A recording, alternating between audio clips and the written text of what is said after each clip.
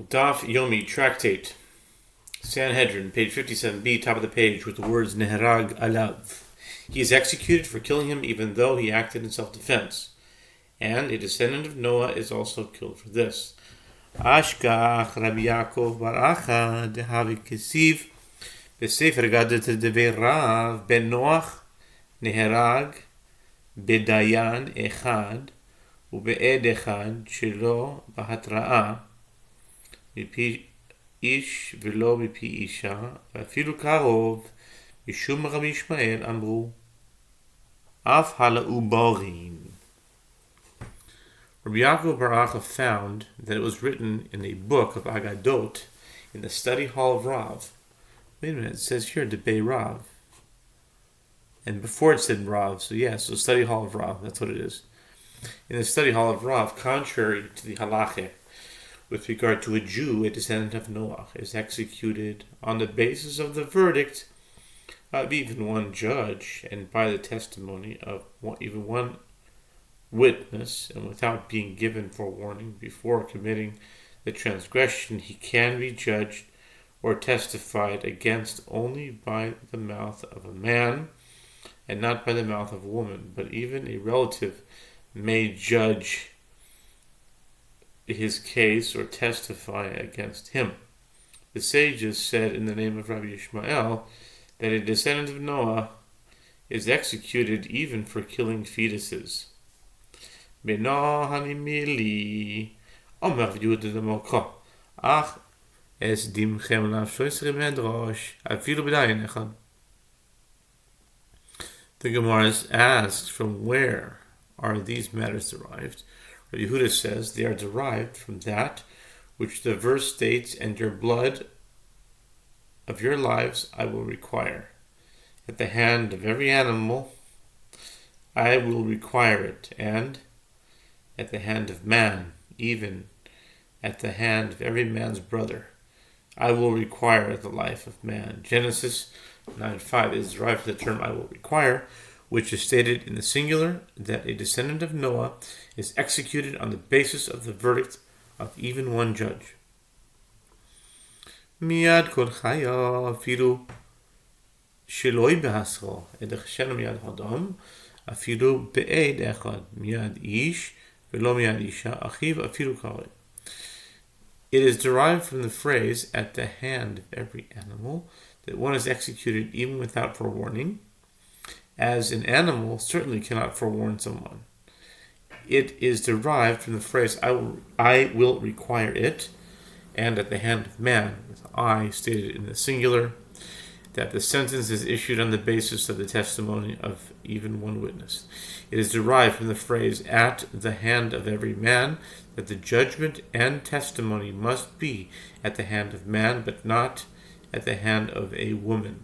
It is derived from the term his brother, that the testimony of the witness is accepted even if he is a relative of the defendant.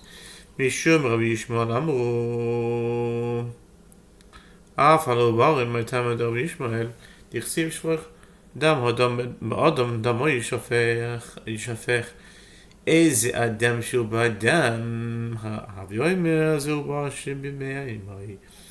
It is stated in that book of Agadot that the sages said in the name of Rabbi Ishmael, a descendant of Noah is executed, even for killing fetuses.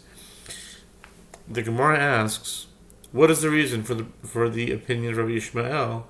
The Gemara answers, it is derived from that which is written, one who sheds the blood of a person, by a person his blood shall be shed, Genesis 9:6.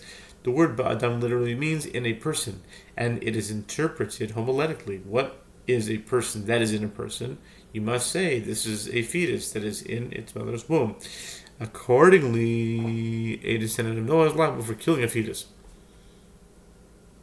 Ve Tana Kama Tana Deve Menashu De Omar Kol Misa Hamura Dinoyach Ein Velachanek Ushide Le Hai Be'adam Asif Akra Udroish Beichachi Be'adam Damo Yishafech איזה שפיכות דמים של אדם שהוא בגופו של אדם, היום זה חלק.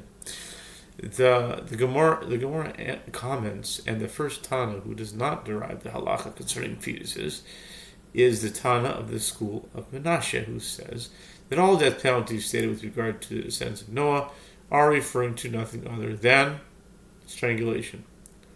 And he interprets this verse as follows: cast, meaning redirect this term, in a person, and explain it with regard to the letter part of the verse, and interpret it homiletically like this: in a person his blood shall be shed. In what manner is a person's blood shed while it is in the person's body without external bleeding? You must say, this is strangulation. It is therefore derived that the execution of a descendant of Noah is by strangulation. Rav Hamnuna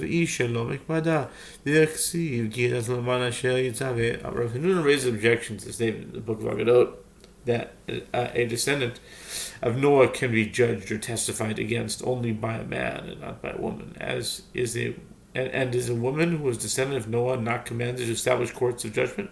But isn't it written with regard to Abraham, who at that point had the status of descendant of Noah, for I have known him to the end, that he may command his sons and his household after him, that they may keep the way of the Lord to do righteousness and justice. Genesis 18:19. The word household is referring to the women, indicating that they are also commanded to execute justice. He raises the objection and he resolved it. Abraham commanded his sons to carry out justice, whereas his household, the women in his family, he commanded to give charity. The Hebrew word for righteousness, tzedek, can also mean charity, tzedakah.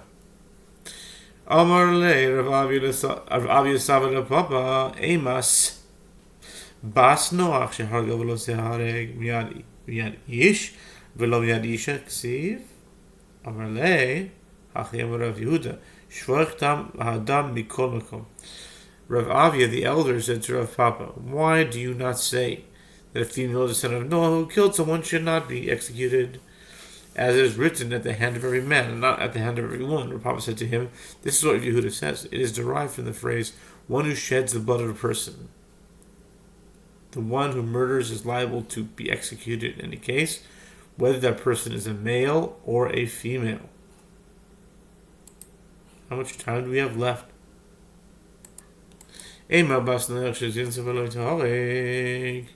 תכסיב על כן יעזוב איש ולא אישה. אמר לה, אחי אמר יהודה, והיו לבשר אחד, הדר ארבינו קרא.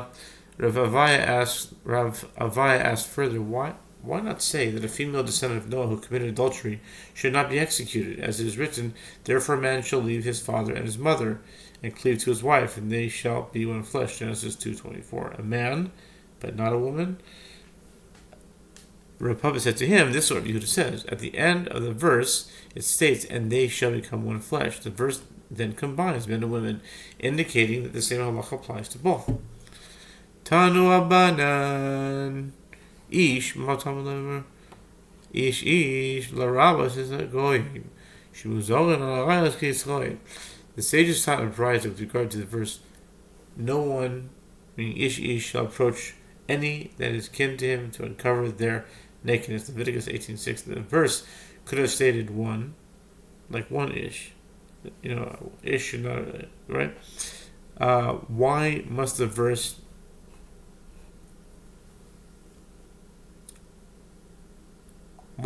say no one? It is to include the Gentiles who are prohibited from engaging in forbidden sexual relations as Jews are. The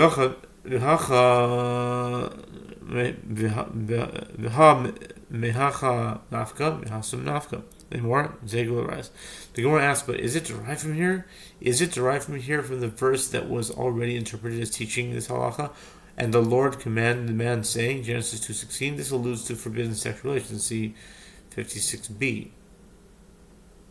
Okay. The Gemara answers. See here. The Gemara answers. I think we're going to do part 2. Yeah.